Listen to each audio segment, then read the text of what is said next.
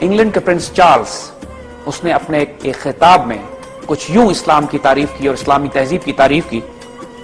Islam is part of our past and present. Islam ہمارے ماضی اور حال کا ایک حصہ ہے. In all fields and human endeavour. زندگی کی ہر شاخ میں، ہر شعبے میں.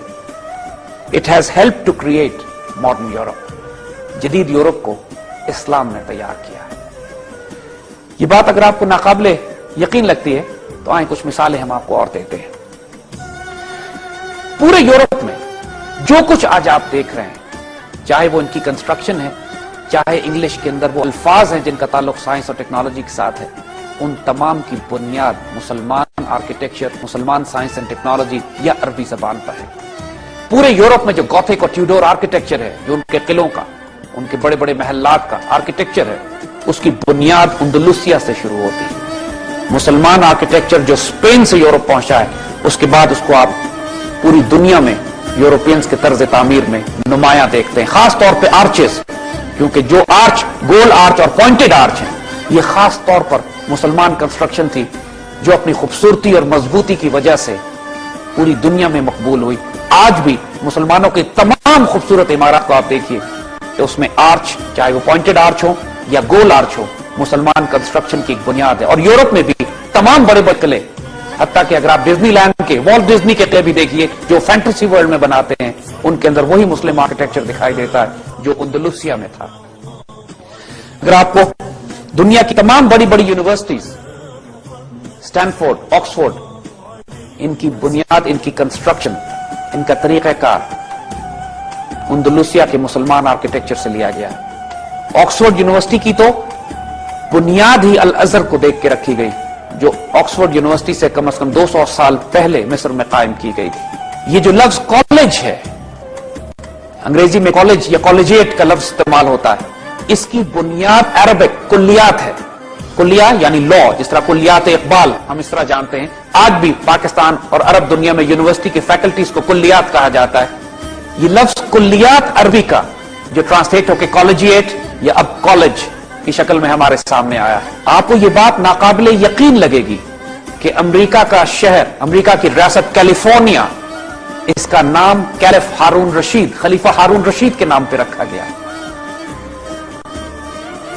I can understand کہ یہ آپ ناقابل بیان، ناقابل یقین کیفیت میں جا رہے ہیں، لیکن اس وقت مغربی تہذیب کے تمام الفاظ جن کا تعلق سائنس اور ٹیکنالوجی سے ہے، کہیں نہ کہیں ان کا اوریجن آپ کو مسلمان سائنٹسٹ، مسلمان سائنسدانوں اور مسلمان الفاظ سے ملتا ہے.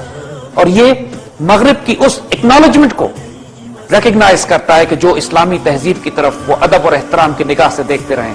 اب ان کے متعصب تاریخ دان اس کو بیان نہیں کرتے، لیکن ان کے دل میں، ان کے وجود میں وہ اس راز سے آگاہ ہیں. جیسے کہ چارلز نے اپنے خطاب میں کہا کہ اسلام ہی نے ماڈرن یورپ کو تعمیر کیا ہے. اب ہم کچھ الفاظ آپ کو اور بتاتے ہیں، اور یہ صرف مثالیں ہیں. آئندہ آنے والے پروگراموں میں ہم اس کی پوری تفصیل انشاءاللہ آپ کے سامنے رکھیں گے. مغرب کے پاس تو موم بتی بھی نہیں تھی. The word candle comes from the Arabic word Qandeel, روشنی جلانے کے لیے، جو آج کینڈل کے طور پر استعمال ہوتا ہے. اسی طرح کافی جو آج پورے یورپ میں استعمال ہوتی ہے، اس کی بنیاد ترک یا عرب ہے. عرب دنیا سے اور ترکوں نے یہ کافی یورپ میں پہنچائی. پاجامہ جو آج پورے یورپ اور امریکہ اور انگریزی میں یہ زبان میں استعمال ہوتا ہے زیر جامے کے لیے، اس کی بنیاد فارسی ہے. پائجامہ، پاؤں میں پہننے والا لباس. اسی طرح پومیگرینیٹ، انار. یورپ نے انار نہیں دیکھا تھا، اور جب ان کے پاس اندلسیہ سے انار پہنچا تو یہ سمجھے کہ شاید یہ اندلس والوں کا، غرناطہ والوں کا سیب ہے. تو اس کے لیے اسپینش زبان میں پومیگرینیٹ، غرناطہ کا سیب. یہ انار کا نام پومیگرینیٹ غرناطہ سے نکلا ہے. جبرالٹر، اسپین کے جنوب میں، جو آج دنیا کا ایک بہت بڑی بندرگاہ کے طور پر آپ اس کو پہچانتے ہیں، اس کا اوریجن جبل الطارق ہے. مارسیلز، ایک پوسٹ میڈیٹرینین میں مارسیلی کے نام سے. ایٹلس، جو ایک کپڑا جس پر مسلمان نقشے بنایا کرتے تھے، اطلس، اس سے نکلا ہے. امیر البحر، جو عربی کا ایک لفظ تھا ایک ایسے جرنیل کے لیے کہ جو سمندر کے پانیوں پر حکومت کرتا ہے، اس سے انگریزی کا لفظ ایڈمرل نکلا ہے.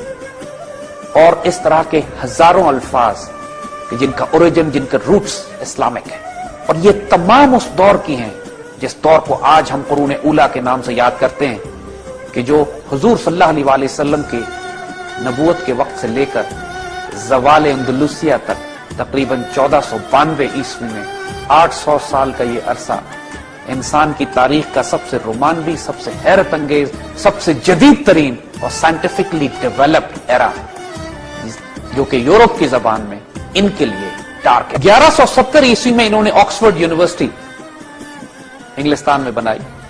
اس سے تقریباً 200 سال پہلے الازہر کی یونیورسٹی قائم کی جا چکی تھی، اور اس سے تقریباً 150 سال پہلے فیض کی یونیورسٹی، جو grains book of world record کے مطابق آج تک جاری رہنے والی دنیا کی سب سے قدیم ترین یونیورسٹی ہے،